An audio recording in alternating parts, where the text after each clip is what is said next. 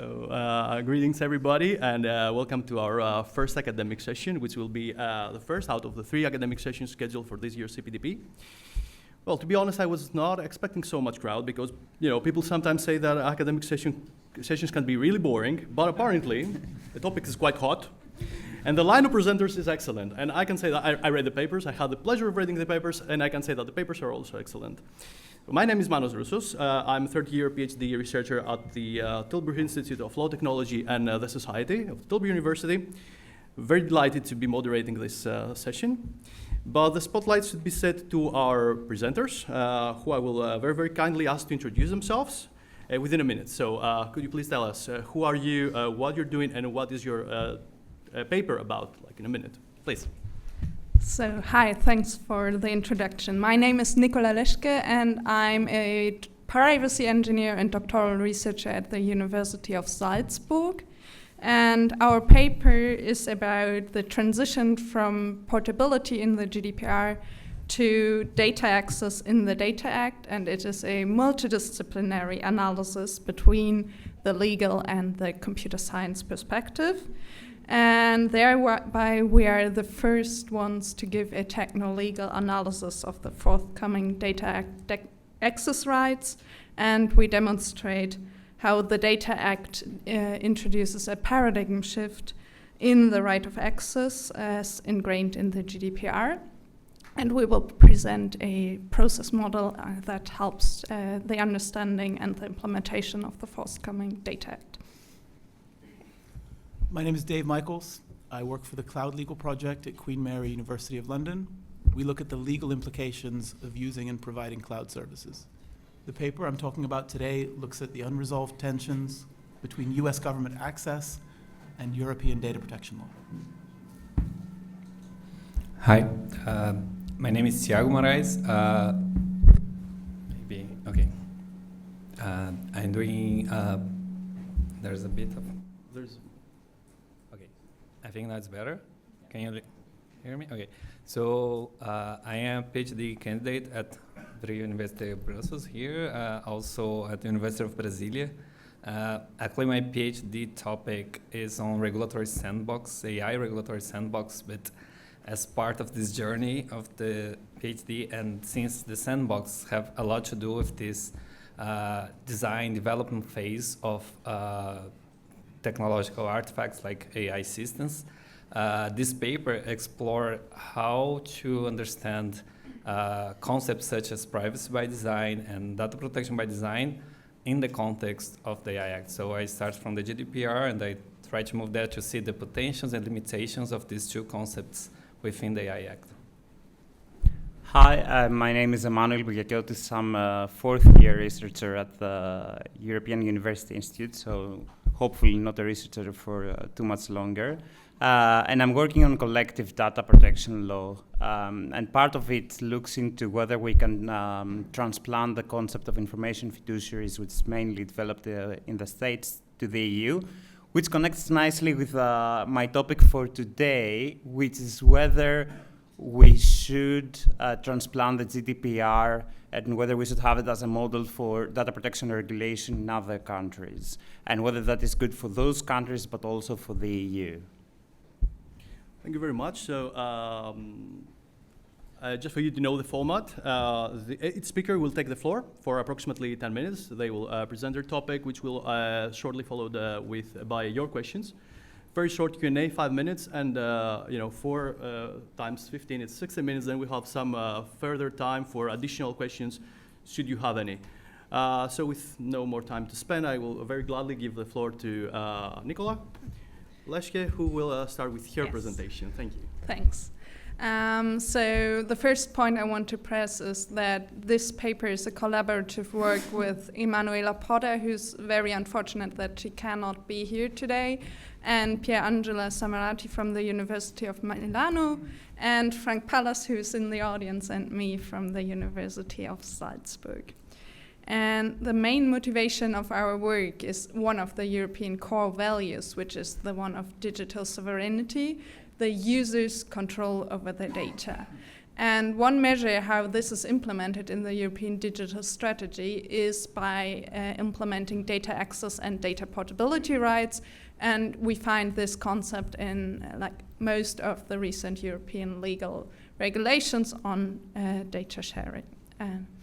And what we know is what was the first regulation in this regard. It was the General Data Protection Regulation, where we found the very established right to personal data access, and then a novel right to data portability, which has a bit of a limited scope in comparison to access right, but also incorporates the right to share a machine-readable copy. And this right is what we compare to with the Data Act regulations, also because the Data Act explicitly refers to the data portability. So as the right to data portability is relatively new, it was closely monitored by related work, and what they found is that the right to data portability has a huge potential, but in fact it is underused. Some even say it's obsolete.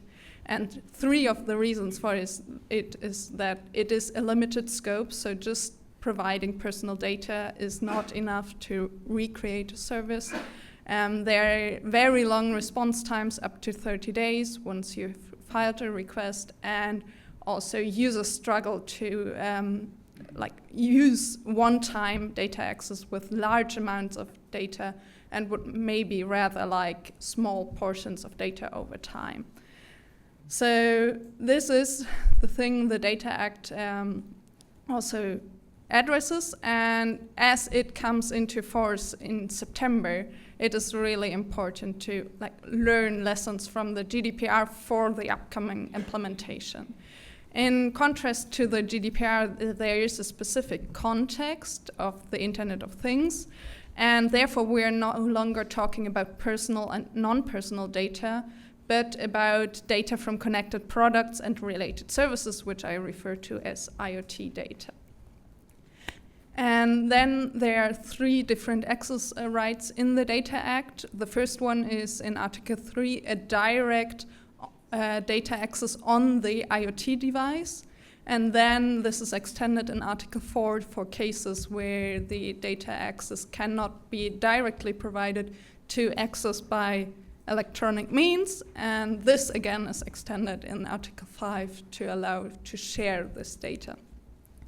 And again, our scope is here the access and shareability by electronic means and not the on-device access.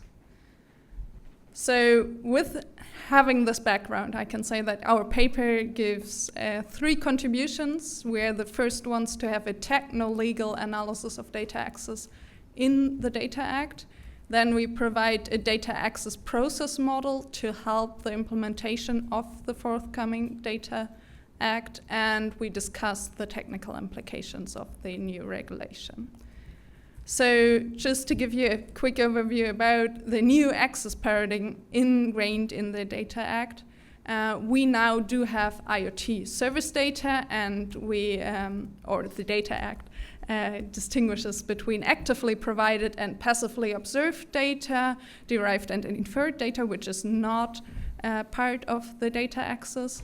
And just to give you a feeling, the data portability features are somewhat similar, so it's about actively provided data, but it is just about personal data and not all IoT service data.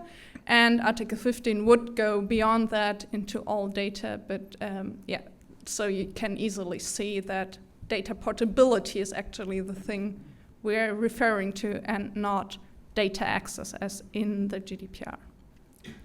There are also other categories of data which are important, just to give you a brief discussion about it. So raw data is included, pre-processed data not. And then the Data Act also introduces the notion of trade secret data and excludes also personal data as defined in the GDPR if it's not the data subject requesting that. So these are the data terms we need to know and talk about. And then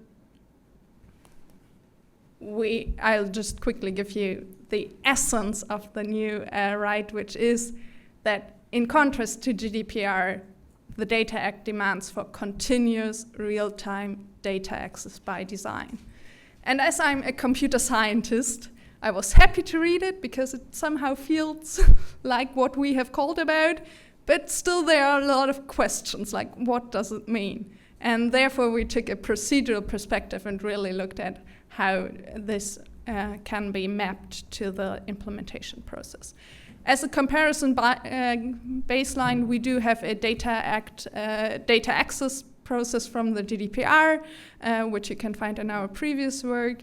And the important thing here is we know that there are 4 established phases in the access process: the initiation phase, the excavation phase, the retrieval phase, and the enactment phase.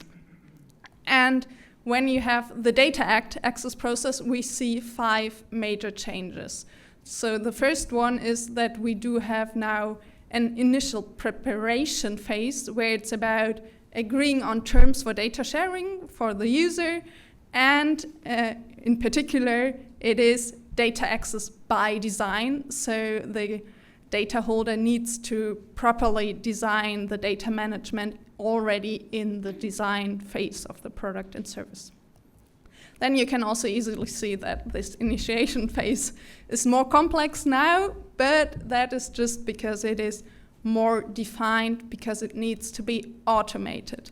And in particular, we introduced the standardized interface, an application programmable interface, API, that you need to make automated calls and also to get automated responses. Automation is also the key change in the excavation phase, where we need to do automated data retrieval instead of like manual work, because otherwise we cannot provide data real time and continuous. And then where the GDPR access process ends, the Data Act access process has a continuation phase. And thereby, this process model reflects the new principles of continuous real-time data access by design. Just to give you a brief overview, because I know like not so many computer scientists are here, but just to give you a glimpse, there are in both access processes 3 technical components in there. There's the communication channel, the interface, and the backend. And we demonstrate how the communication channel changes from an occasional pickup system in the GDPR to a continuous data flow, or called stream, in the Data Act. The interface changes from an unstructured web request interface to a structured API, and the backend changes from ad hoc manual excavation of data to an automated data retrieval. So this was the short part of, oh, no, nice. There's still one question. We find that in the discussion between computer scientists and lawyers, the most interesting information is how to automatically identify trade secrets and personal data, because they might be excluded from the scope, and really to find an automated way of defining the specific access request scope is challenging and is not yet resolved. So this is a call for action for everyone in here.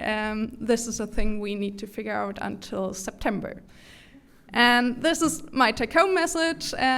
We had 3 contributions. We had a comparative analysis between GDPR and Data Act access, and we provided a procedural model to understand the data access process under the Data Act, and we provide a discussion of technical implementations. Thanks.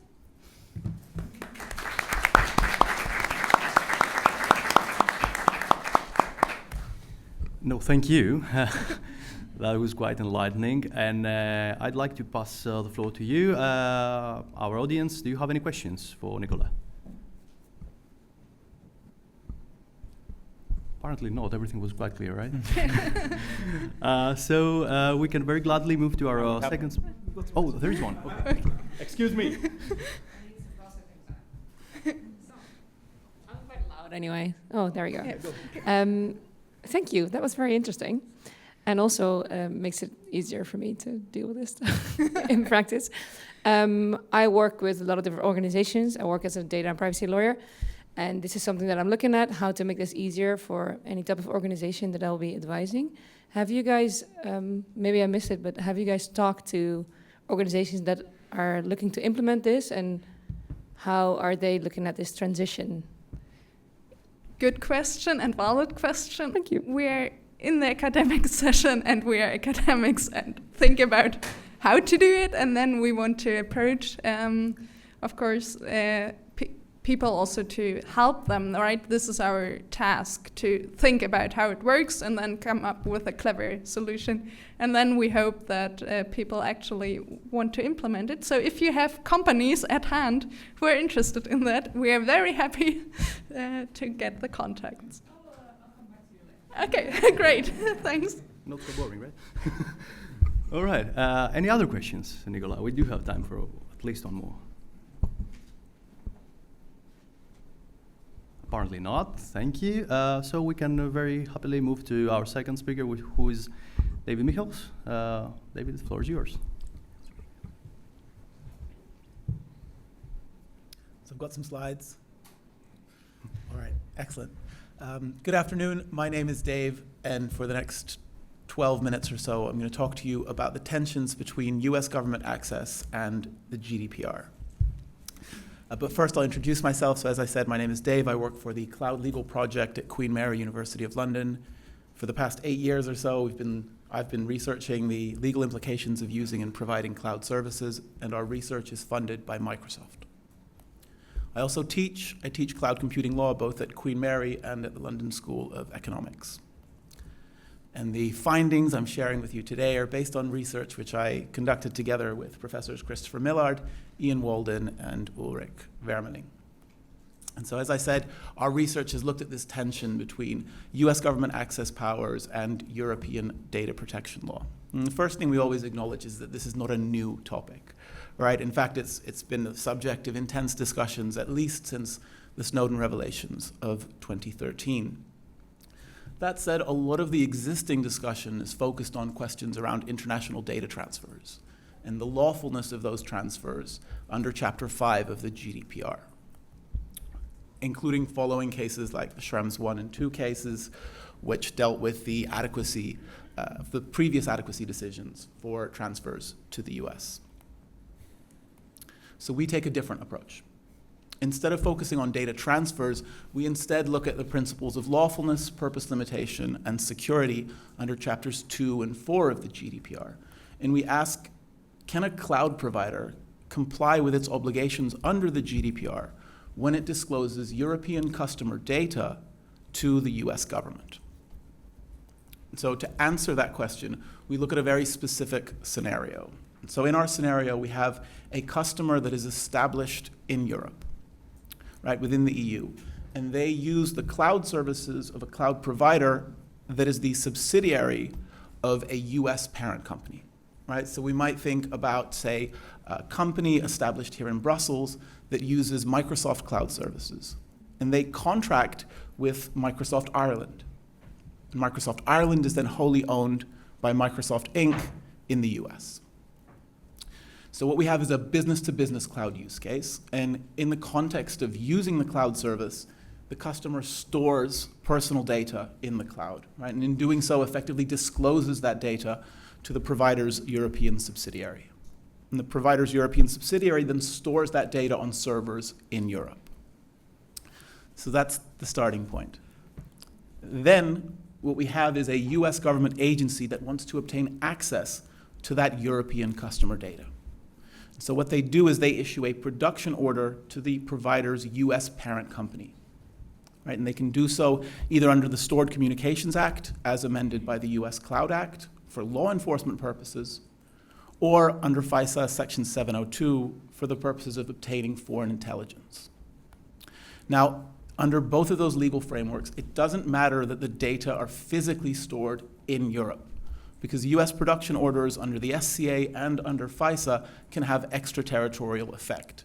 That is, they can target data stored outside of the US.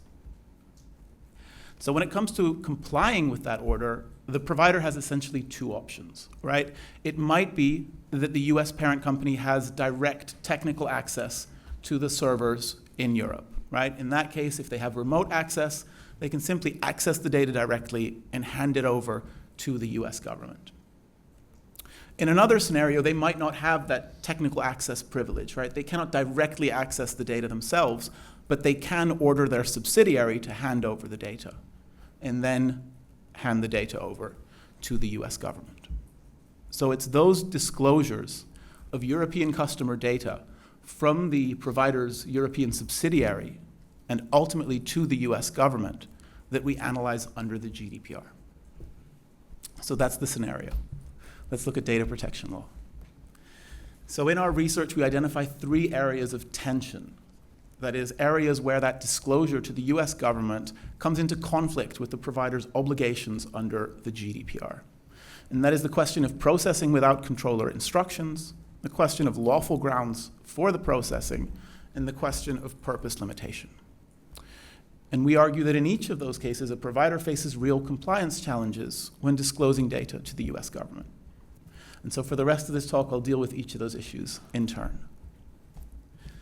So what's the problem with processing without controller instructions? Well, the issue here is that the cloud provider was acting as a processor when it was processing the customer data on the customer's behalf in order to provide the service.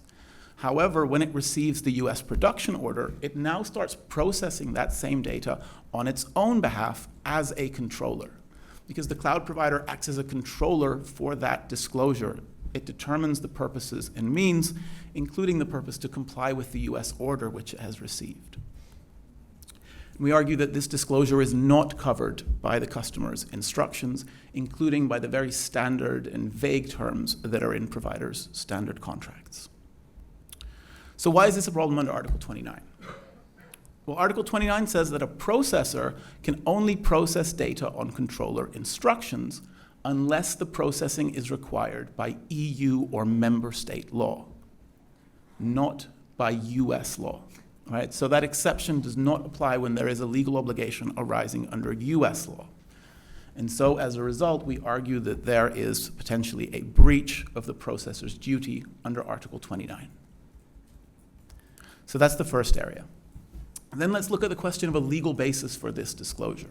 Right? The disclosure is a form of processing, and the cloud provider, as a controller, needs to have a legal basis for that processing. So we looked at 2 options under Article 6. The first would be the need to comply with a legal obligation. Again, that applies to legal obligations arising under EU or member state law, not to legal obligations arising under US law. So 6.1c we don't see as an option. As ever, then, we are left with the lawful ground of last resort, which is legitimate interests, right? And we do recognize that a cloud provider has a legitimate interest in complying with a valid US order, right? If it doesn't comply, it'll face penalties under US law. But that interest needs to be balanced against the data subject interest, including the interest in not having their data disclosed to a foreign government under foreign law. And so we end up with this balancing of interests, right, which is complicated and ultimately will require a case-by-case analysis. But we can say that one factor that is generally relevant is the nature of the data which is to be disclosed. So if we're dealing, for instance, with special category data, then in addition to an Article 6 lawful ground, the provider will also need to be able to rely on one of the exceptions under Article 9. We also know that children's data deserve a higher level of protection, and that there are other types of data which are considered inherently more private, things like financial data or location data. So in all those cases, when we have these sensitive types of data, that would weigh against the provider's interests in disclosing under Article 6.1f. And if the provider cannot rely on 6.1c or 6.1f, then it's unclear what lawful grounds it would be able to rely on at all, in which case we again see a potential breach, in this case, of the principle of lawfulness under the GDPR. And the third area, final area we'll look at is the question of purpose limitation. So here the issue is that these data were initially collected by the customer for the customer's own commercial purposes. And the cloud provider is now effectively repurposing those data in order to provide access to the US government. And so there's a question whether that is potentially a secondary purpose compatible with the initial purpose under Article 6.4, or whether what we're looking at is processing for an incompatible purpose, in which case we would see a breach of the purpose limitation principle under the GDPR. So because of those three areas of tension, we argue that there is good reason to believe that a provider would breach the GDPR when disclosing European customer data to the US government. We have a paper on SSRN, which goes into all these points in a lot more detail. So if that's something you're interested in, then I recommend having a look. We cover those 3 points, as well as the question of security obligations under Article 32, and we also touch upon the issue of international data transfers under Chapter 5, and we argue that that issue is not fully resolved by the data privacy framework, at least not when it comes to disclosing data which are stored in Europe. Just in closing, then, I'll note this is an area of ongoing research for us. So we're also interested in what all of this means for the European customer and their obligations as a controller. So, there are questions around whether, as a European organization, you can use a cloud provider as a processor, knowing that that provider is subject to US jurisdiction. What does this mean, for instance, for your duty as a controller to protect the confidentiality of personal data from unauthorized access, including access by foreign governments? And your duty as a controller to use a processor that offers sufficient guarantees of compliance. So especially in those cases of sensitive data, as I said, there's a question whether you as a European controller can use a US hyperscaler. And finally, we're interested in what European customers and we as Europeans can do to manage the risk of foreign government access, including potentially through organizational measures under contract and technical measures such as encryption. So this is all subject to our future ongoing research and potentially a forthcoming paper. As I said, the papers on SSRN, do have a look if you're interested, and thank you so much for listening.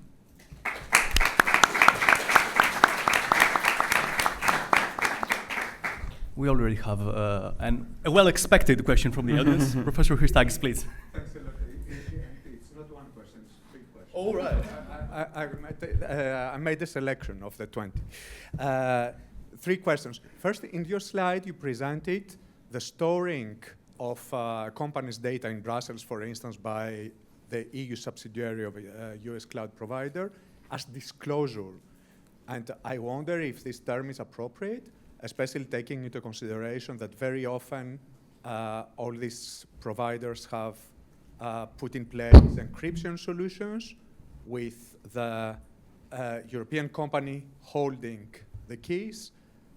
So what would be the consequences in terms of the other kind of disclosures that you present in your slide if the data are encrypted and the encryption keys are kept by? So this is the first question. The second question is, what is the solution to this problem? Because as a matter of fact, a lot of people call, and even the EDPB use the term compliant EEA sovereign cloud solutions without defining these. And we know right now that the Eurostack project, for instance, is requesting from the Commission to define what we mean by sovereign cloud. And especially taking into consideration that all the big European cloud companies that might be used as an alternative, take SAP, take OVH, take others, they are also subject to US jurisdiction. They have a lot of activities. And what I said in a paper that I published more than 1 year ago, the zero risk fallacy, is that what is very important is the definition of personal jurisdiction according to the United States, which have a very, very wide view, and the capacity of the United States to compel a European company, which could be a cloud provider or directly, they might request the data directly from the European company, not by the data processor, by the data controller. So this was the second question.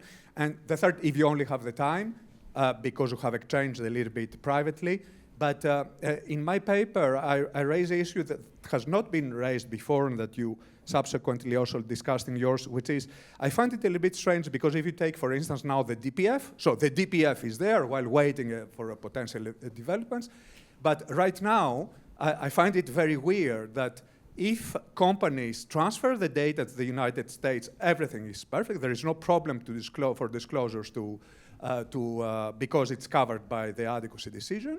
But all these companies which spend billions to build data centers and to localize the data in Europe in order to offer more protections to their customers and to say, you're covered by the GDPR, you're protected, all the data is in Europe, data boundary according to Microsoft, sovereign cloud, etc. I find it very weird because they find now themselves in a much more precarious situation because, as you said, this is not covered in principle, although there are some ambiguities in the text of the adequacy decision. It's not covered by the DPF. So isn't it a little bit weird? Shouldn't we reflect a little bit about this? How can it be that exactly the same data, now if we send them to the United States and then there is a request for compelled disclosure, this is perfectly legal under the GDPR, but exactly the same data, if you keep it here, and the US makes a similar request for compelled disclosure, this would be a violation of the GDPR according to your analysis. I find this a little bit weird for exactly the same kind of data, so I wonder if there is any need to think about the relevance of adequacy decision in addressing extraterritorial data access requests. Thanks. Good luck. Thank you, Theo. So just really quickly, what I'll say is I agree with everything you've just said except the last point. And I'll come back to that last point. So what I like about your question is that we're starting to talk about solutions, right? So there seems to be this problem. It's probably nothing new that US government access presents a problem under the GDPR. What can we do about solutions? And one of the ones that I like that you mentioned is encryption, right? Especially if we're putting in place encryption in such a way that the provider cannot access the data in the clear, right? In that case, maybe they could still, if they can identify the correct encrypted blob of data, hand that over in encrypted form to the US government, but we're looking at a much better protection, right? So one potential limitation with that form of encryption, as I understand it, is that it limits what we can do in the cloud. Like it works very well for simple storage. If we're just trying to back up some data, it starts to break down when we need to do active processing within the cloud provider's environment. And for a lot of what we're doing using the cloud for, simple things, MS Office, searching through data, we need active processing. And so then it's very hard to combine active processing and provider blind encryption, right? But I do think it's a step towards thinking about solutions. Then you said, okay, what else can we do about this? What about European providers, right? Obviously, European providers jump on this issue and say, what you need is a European cloud. And you're right to point out that in some cases, those European providers will also be subject to US jurisdiction. So and this is a bit of the future research I was hinting towards at the end is, and to be fair, it's also in your paper, is what I think we need is a risk management approach here, right, is analyzing when we think a processor provides sufficient guarantees, and to do that on the basis of, okay, what is the real risk of handing that data over to the US government? And as I said in the presentation, the more sensitive the data, probably the better form of protection we need to have in place. And so there are various different models for that, as you know, that can be done with European key managers and all that kind of stuff. So just if I may, because it's a long question, so I'm giving a slightly long answer on that last point, yeah? I think you're right to say it's a bit nonsensical to say that we can have transfers to the US. And then if there are onward transfers to the US government, that's fine. But if we sent the data straight from Europe to the US government, that's a problem. Now, I think that's a transfers issue. My argument would be that if you transfer the data to the US parent company, right, that US parent company is still subject to territorial jurisdiction of the GDPR. And so they still need to comply with things like Article 29 and Article 6. And so these problems don't go away. The transfers problem goes away, but not the other issues we identify. We can have a chat about it. And the whole point of that, let me understand, I'm sorry, because the whole point about the adequacy decision is that the United States system is adequate under European standards. So if they request the data, either intelligence agencies or law enforcement agencies, it's okay, there is no problem. But I don't understand exactly. You say that even if the data are transferred to the United States and there is a request for compelled disclosure, there is still a problem under Article 6 or the other purpose limitation, etc.? I would argue that the US entity still needs a legal basis under Article 6, and that the adequacy decision only solves the transfers problem. It does not in itself provide lawful grounds under Article 6. What we need is a treaty between the EU and the US that provides for access, comprehensive, in the round, both law enforcement and intelligence agencies access in order to provide that legal basis. This is entirely new for me because I thought that all the adequacy decisions, the idea of controlling the system is to find if it is adequate, it's okay. It can be requested by the UK, for instance, under the UK adequacy decision, or by another country which has an adequacy decision.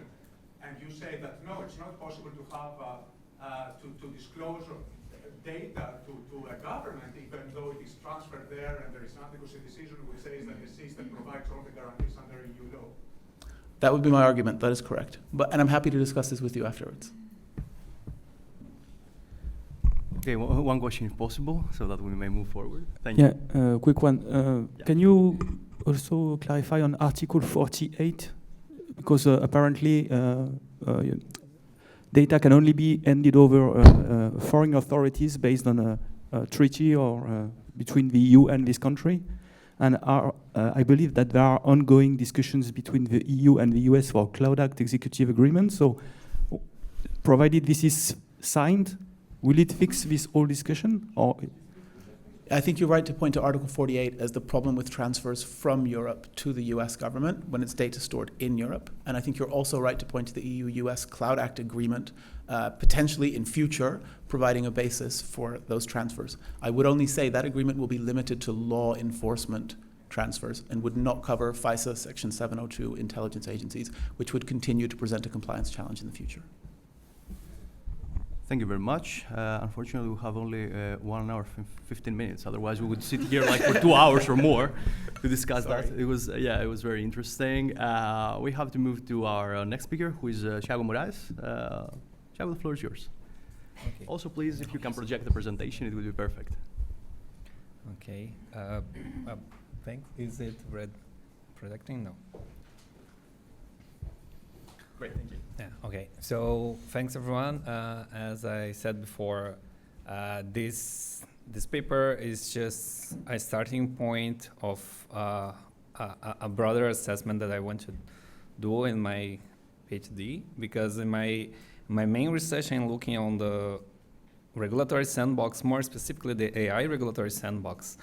And how this connects with the discussion I'm presenting here is because in several discussions on the usefulness of sandboxes for regulatory guidance and regulatory learning, there are experience from, for example, data protection authorities, how they see that the sandbox, the privacy sandbox they developed, they have this privacy by design or data protection by design in practice experience. So what I was wondering, that was the context for writing this paper is, okay, so assuming that and assuming that AI regulatory sandboxes are now becoming an obligation to be established, and we'll be seeing several AI systems being developed there, how could privacy by design or data protection by design exercise could be performed in this context? So the paper, is it this? Okay, yeah. So, well, the first part of the paper is just more about contextualizing these two concepts, right? Most probably for the audience here, that's not a novelty what I'll be sharing here at this first part, but I just went to see how, start seeing like historically how the concepts evolved, and the concept of privacy by design actually has never really been part of any specific regulation, legislation, or it has been always a concept that was developed by the privacy community, and then we see some specific regulators making comments or guidelines related to the topic. Here are just some of many that exist by now, right? So, of course, everyone might know about Anne Cavalcan and her work as the commissioning authority of having this first publication that put the concept there on privacy by design. And then we see the Global Privacy Assembly having a resolution on that, this 15 years ago. And then several European regulators have also worked on that. So we have the DPS, we have also the Spanish authority, the UK DPA, etc. I mentioned here the DPS just because it was very interesting at the moment how they were approaching this concept, and they say in the guidelines that the privacy by design is an ethical dimension of what would be approach to privacy compatible with the EU Charter. And what's interesting here is because we often have these discussions of like the ethical and the legal outreach of concepts, values such as privacy, right? In a certain way, privacy is a right. We have the right to privacy, but at the same time, we have privacy being assessed as an ethical approach, as we've seen like on the guidelines of the trustworthy AI, when we had that ethical movement for AI governance. So it's interesting to see this double role of like how privacy could be seen, because he didn't have a very proper legal ground in EU secondary law, for example. But this, of course, does not made any barrier to develop the concept in these guidelines, as we see, as I mentioned, but also other approach. So I mentioned here the privacy by design strategies and tactics, which was a concept developed also some years ago, which has been also commented by several of these DPAs. The DPS have mentioned about them, the EPD, and that's the one that I will further develop in my discussion, but also concepts as design patterns, PETs, privacy enhancing technologies. And it's very important to understand that this does not mean that privacy by design, for example, is resumed to pets, for example. Of course, what we are looking here are different ways to create a framework, but there is no single framework which can be good and bad, right? Because it gives this flexibility that sometimes we need, but also gives this challenge, okay, is there an optimal or better way to approach this concept? And then, of course, when we go specifically to the EU, we have the concept of data protection by design, and this has a legal ground. I mean, it's in the GDPR, Article 25, Paragraph 1, so we see how this exactly is seen as the implementation of technical and organizational measures, right? And is directly related with the rights to protection of personal data. So here I mentioned in my paper, and inspired by Hildebrand, when she was analyzing the idea of ethics and law, I look on the idea of data protection by design and privacy by design, who in a certain way, they are both, like DPBD is more and less than PBD, because both concepts have legal and ethical counterparts, although they are closer to one or another. But we see how they can complement each other, because they are not exactly talking about the same approach, but definitely they should have some relation to it. So this is the exercise that I do here. First, I started with the GDPR, because I think it's just more reasonable to start from the place where the PBD was born, and also how PBD was way closer, right? And that's why I decided to use this approach from Hoopman about the strategies and tactics. The first thing I do is look, and so you understand, like he basically structured the strategies in data-oriented strategies and process-oriented strategies. I don't have time here to go one by one, but that's, of course, I cover on the paper what's the idea of minimize, hide, separate, but just by reading, you can have some idea of what that might mean. And I first try to say, okay, what would be the GDPR principles that could be better connected with these concepts of these strategies of privacy by design that's proposed by him. And of course, I mentioned standards because actually it's interesting to see that some standards, especially like the ICO, they use in a certain way several of these concepts as part of the controls that they are proposing. And then I eventually expand, and this, as you can see, it's actually an interesting mapping exercise, but with several limitations.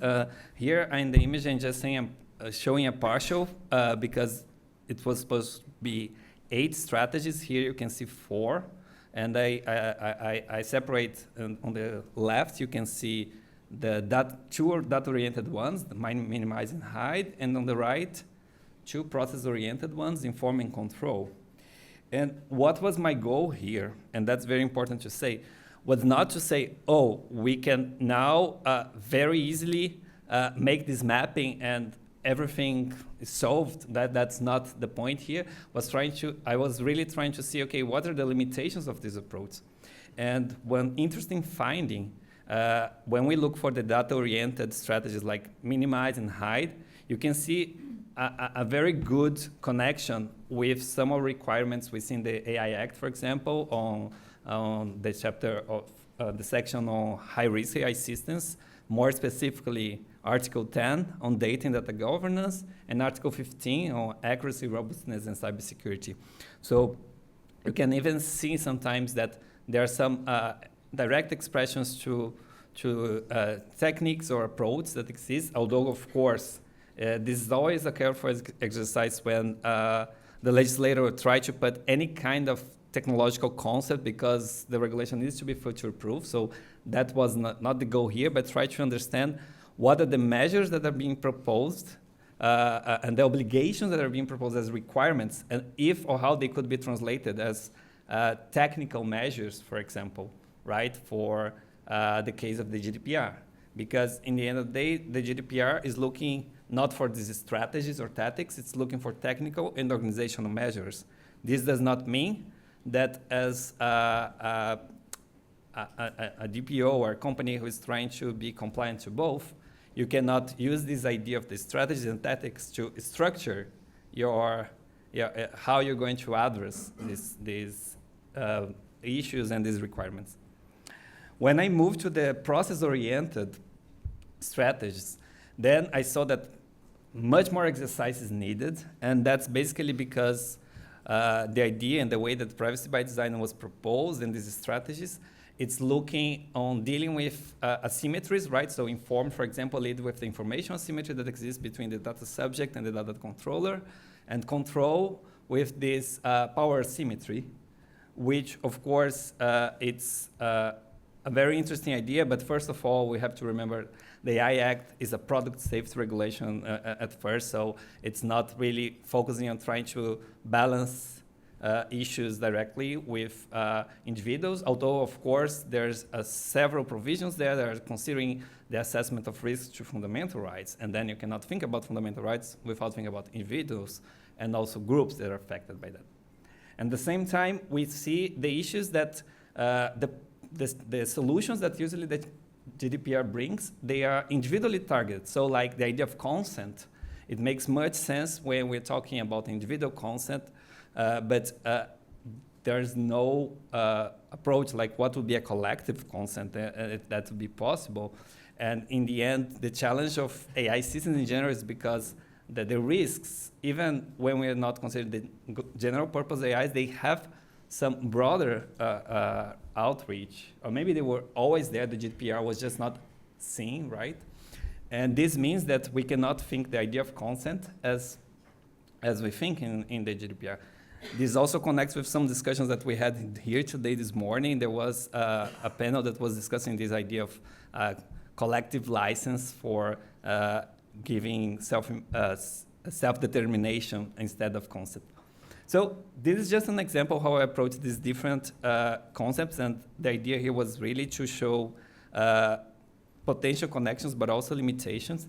And these are my key findings, and just for the sake of time, because I don't know if I overextended myself, I have already partially said what's here, but just to complement, and I think that's very important, this does not mean that just by implementing or using the approach of privacy by design and data protection by design, you can checklist everything that, for example, is in the AI Act. That's not the idea, but especially when we are concerned of how challenging it is to have so many potential overlapping regulations, what could be a smart approach for a company, for example, to try to be able to be more compatible, more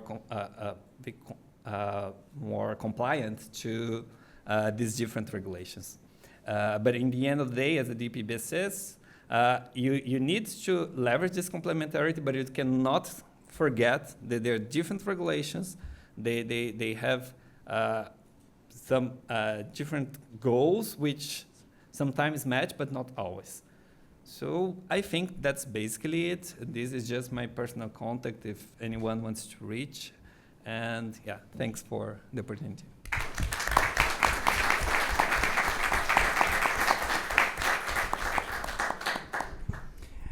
Thank you, Thiago. I see there's a gentleman asking for the microphone, please. Thank you very much, Thiago. I think this was a perfect demonstration of maybe what I would dare to call the nonsensical way in which our EU regulator is cranking out new models, compliance requirements, etc. And if each company needs to go through this fantastic and impressive exercise which you have demonstrated, I think we're in big trouble in any event. And except for all the rest, I mean, we're far away from what we treasure, which is legal certainty. So my broader question is, you know, is that also part of your overarching findings? I mean, where will all of this lead us? Of course, without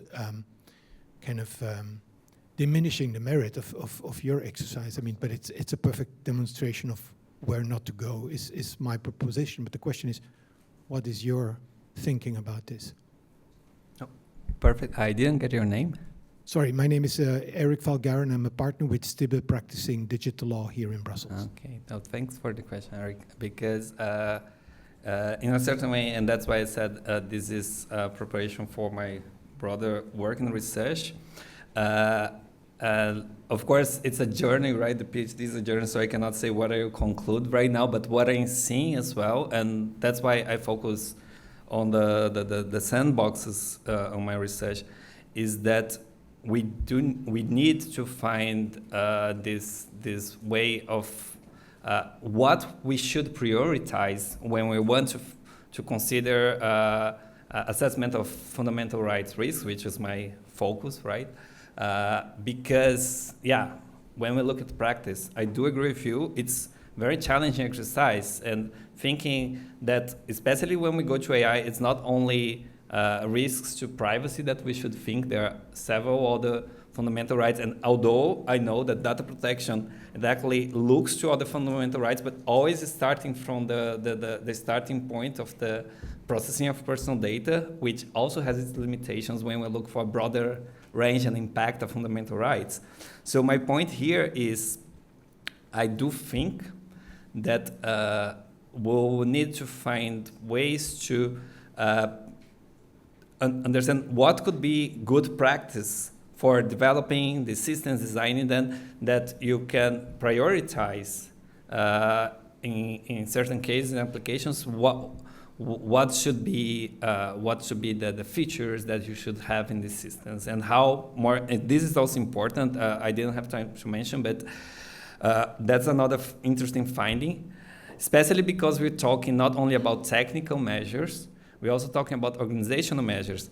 We have to always remember that you cannot create this perfect, trustworthy system that will function by itself, which means that our role, like as individuals, as data controllers, or providers, deployers, or any kind of corporate responsibility, will always be there, because you cannot delegate just everything to the artifact, to the machine, and think that it will solve by itself. So yeah, I hope that within time we can find a bit of better balance, and I know there's a lot of skepticism.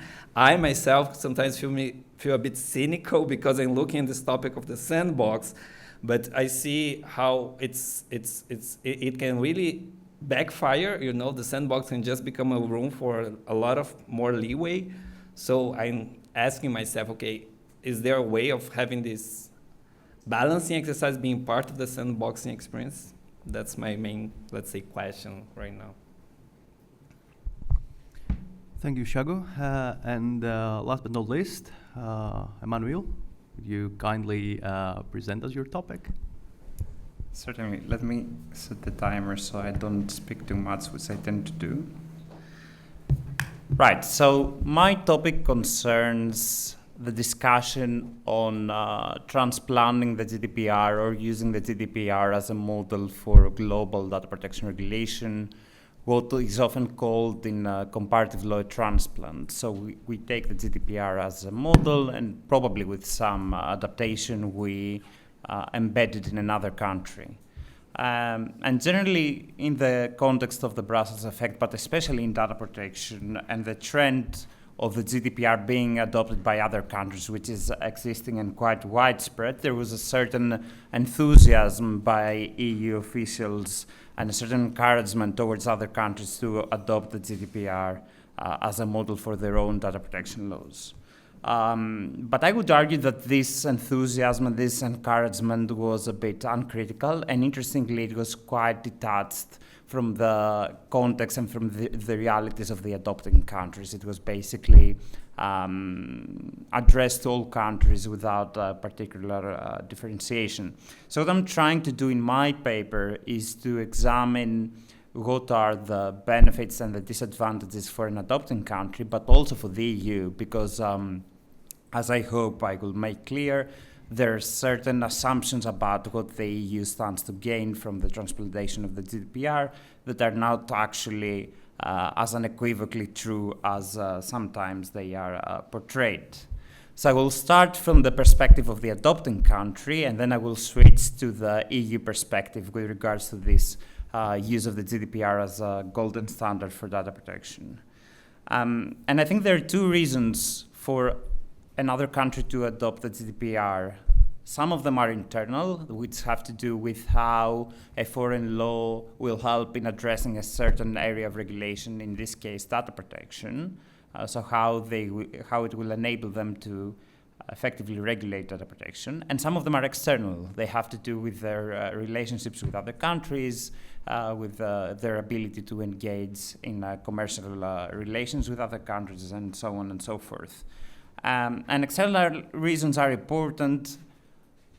First, because the EU has a lot of influence over how these reasons are shaped, or even if they exist at all, for example, through data transfer restrictions, but also because when the main reasons are external, there is a certain lack of ownership in the adoption of these laws, which can, as we know in regulatory theory, more generally, the lack of ownership makes laws harder to implement. So I start by looking at the benefits for an adopting country to incorporate the GDPR into its laws. The first benefit is, as I said, that they have easier access to other markets. It advances digital trade and so on. Another benefit is also that it provides good optics. The country seems to be proactive about data protection. It seems to be in a league of liberal democratic countries that adopt these laws, so it's good for the optics of that country. And the third one, which is not to be neglected, is that the GDPR is a well-established law. It's widespread internationally, so it's easier to implement and it's more predictable, so it doesn't require the same degree of legal entrepreneurship and regulatory knowledge that creating a law out of thin air would require. Moving on to the costs for the adopting country, the main costs are that the GDPR was formed through a very particular historical process, and it's a highly bureaucratic law. So especially developing countries or countries from the global south might struggle to comply with the GDPR both in their private and their public sectors. And a feature of the GDPR that's very characteristic is its very individualistic character. So the main enforcement action, we have also seen some statistics here in Europe from the EDPB, comes from individual complaints. And that requires certain characteristics from those individuals. Now, it is disputable whether those characteristics exist in Europe, but you can easily understand why this problem is exacerbated in countries with population that lack digital or even actual literacy. And I want to notice something here that's important. This is the theory of the second best that applies in economics, and I think it's also useful for regulatory theory. And what this theory tells us is that if we have 5 conditions that are required for the optimal performance of the law, if one of them doesn't obtain, then the second best solution is not necessarily to retain the other 4 points in optimal conditions. So this means that if we cannot achieve all conditions, the next best solution might be of a higher discrepancy from the optimal conditions across the board. And this is important because this means practically that the maximum approximation of a country's laws with the GDPR might yield suboptimal results. And now I turn to the EU, and the benefits for the EU for exporting the GDPR is to safeguard fundamental rights through ensuring that data will go to a country that respects data protection. There is a presumptive benefit for EU companies that will be easily ready to comply with these laws since they are familiar, and they will thus have increased access to other countries' markets. And there is also the influence and prestige of being a global trendsetter with regard to the regulation in these issues. However, I want to cast some doubt on whether these benefits are actually true. First, as I said, the actual level of protection on the ground can be higher if the discrepancy is higher with the GDPR, because if a developing country copies the GDPR in the books and has all the requirements formally, but it is highly unable to comply because it lacks the resources, it lacks the know-how, and so on and so forth, this will actually yield worse data protection on the ground, which is not beneficial for the people of that country, but also for the EU, because presumptively it wants to achieve the highest level of data protection possible abroad so that it can engage in data transfers. The second critical remark I want to make is that there is indeed a benefit for companies when they are familiar with the data protection regime that exists abroad, but this requires harmonization. There is nothing that requires specifically the GDPR to be adopted. And we can see that because American companies have now their own departments, they can comply with the GDPR, and I don't think there's a serious discrepancy between compliance. But their capacity to comply with the GDPR, whether strategically they comply maliciously or they don't comply in some cases, is another question. So I don't think the competitive advantage that EU companies gain from the exportation of the GDPR is significant, although there is something to be said for harmonization. And lastly, although there is a lot of emphasis on the EU being a rule setter and a trend setter and having influence, it seems to me that sometimes this narrative pursues influence for influence's sake. So there is no clarification of what concrete gains the EU makes from having this influence. And I would argue that actually, if we think about it critically, they are not that many.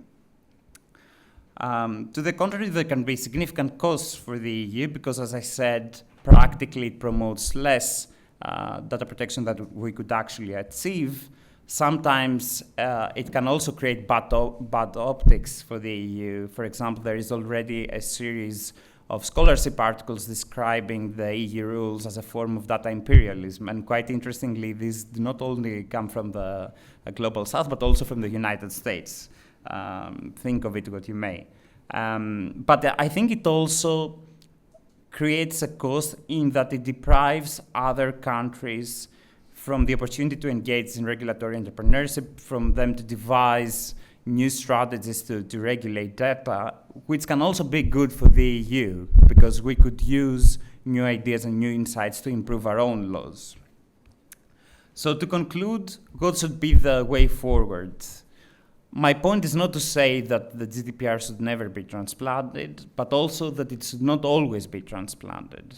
And it's a question more of the suitability of the GDPR to the context of the adopting country rather than the quality of the GDPR as a law in a vacuum, in abstracto. And I think the EU has good reasons to encourage regulatory diversification and also to adopt a more functional approach when it comes to data transfers and adequacy decisions, and to be open-minded with regards to the actual level of data protection rather than the form that it takes and its similarity to the GDPR. And I think it would be very nice if we actually supported such efforts in countries that are developing and that lack the resources to engage in such an exercise. We have many different and beautiful universities and a lot of know-how that I think could benefit countries that want to explore these options. Thank you very much.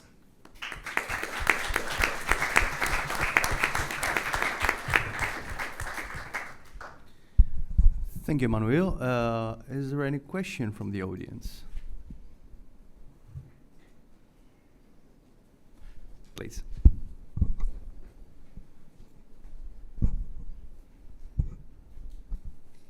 Hi, thank you very much for explaining your research. It was more of a clarifying question. When you did your research particularly, did you look at other countries that have implemented GDPR or a model of GDPR? And if so, what countries did you look at?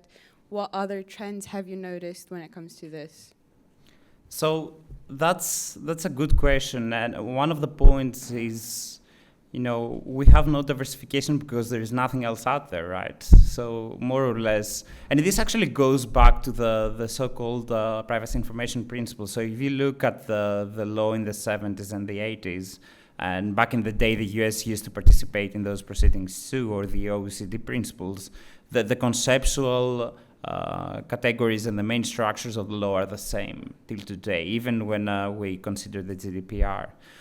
But I think some of the countries that would stand to benefit the most from having a different structure to the one of the GDPR lack the resources to engage in such an exercise. So I've looked at quite a few Asian and African data protection laws. I think India has some interesting ideas and a bit more of a discrepancy, although colleagues there tell me that it's more a discrepancy in the books than in the actual implementation.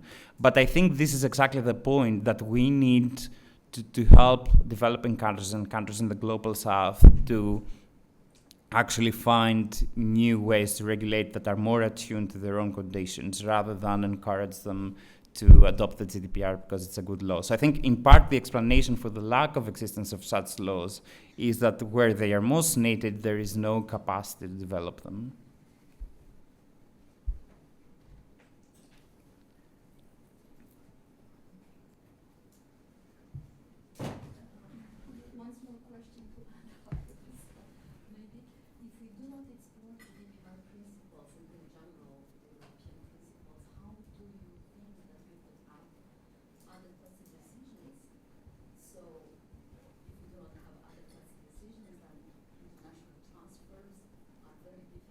Yeah. So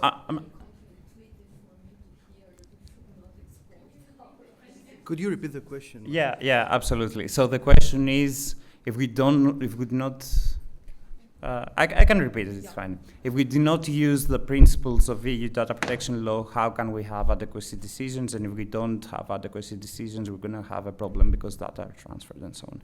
So I'm not saying we should not have adequacy decisions, but I'm saying that there is conceivably a way of achieving adequate data protection without doing it the GDPR way. And to give you an example, it's not actually implemented, but it's a scholarly example, and I think it could be effective. It's the one by Neil Richards and Woodrow Hartzog. I think Neil is somewhere around here. It's the principles of duties of loyalty to regulate privacy. So I think this is quite different to the GDPR. It's a different approach. But I don't think necessarily it will yield worse of data protection. And I think if we enable countries to explore their options, they could potentially reach a level of adequacy. Now, one might say that, if they take a more simplified route because they don't have the bureaucratic capacity and so on and so forth, the level of protection is going to be lesser. So it won't meet the standard of adequacy, fine. But I think that diplomatically and in its rhetoric, the EU is encouraging the adoption of the GDPR full stop. And that might yield worse data protection on the ground, even if the alternative is a level of data protection that doesn't meet the adequacy, but it's better than a merely formal adoption of the GDPR that is actually completely unimplemented and just a law in the books. That is my point.